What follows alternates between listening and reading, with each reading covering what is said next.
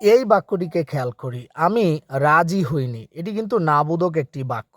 এই বাক্যটিকে এখন আমরা বাংলা থেকে ইংরেজিতে রূপান্তর করব। প্রথমেই আমি বলে নেই, এই বাক্যটিকে আমরা সাধারণত দুইভাবে ইংরেজিতে রূপান্তর করতে পারি। আপনারা যদি একটু খেয়াল করেন যে আমি রাজি হইনি, এটি আমরা পাস্টে ধরে নিতে পারি, অর্থাৎ সিম্পল পাস্ট টেন্সেও ধরতে পারি। কিভাবে? যে আমি রাজি হইনি মানে ঘটনাটা ঘটে গেছে। সো আবার এই বাক্যটিকে আমরা প্রেজেন্ট পারফেক্ট টেন্সেও করতে পারি।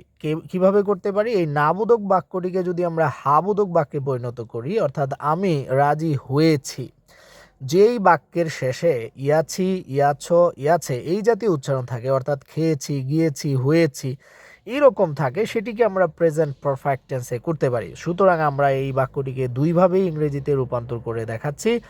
প্রথমে আমরা এই বাক্যটিকে প্রেজেন্ট পারফেক্ট টেন্সে করে দেখাচ্ছি। প্রেজেন্ট পারফেক্ট টেন্সের নিয়ম অনুসারে প্রথমে বাক্যের সাবজেক্ট লিখতে হয়। এই বাক্যের সাবজেক্ট হচ্ছে আমি লিখেছি আই।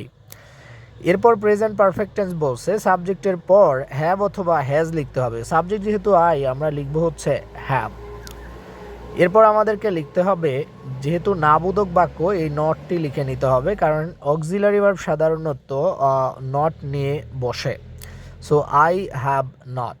এবার রাজি, আমরা মূল ভার্বটি কিন্তু এখনও লিখিনি। মূল ভার্ব হচ্ছে রাজি হওয়া, এর ইংরেজি হচ্ছে অ্যাগ্রি।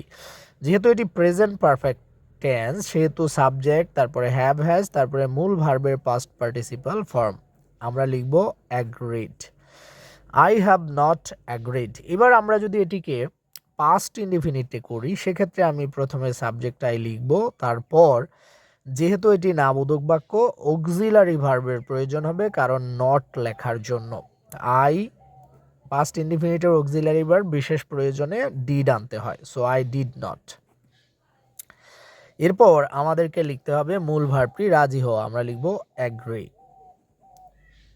কারণ এখানে আমরা যে ডিড লিখেছি, এরপর আবার পাস্ট ফর্ম লেখা যাবে না। আশা করব সবাই বুঝতে পেরেছেন।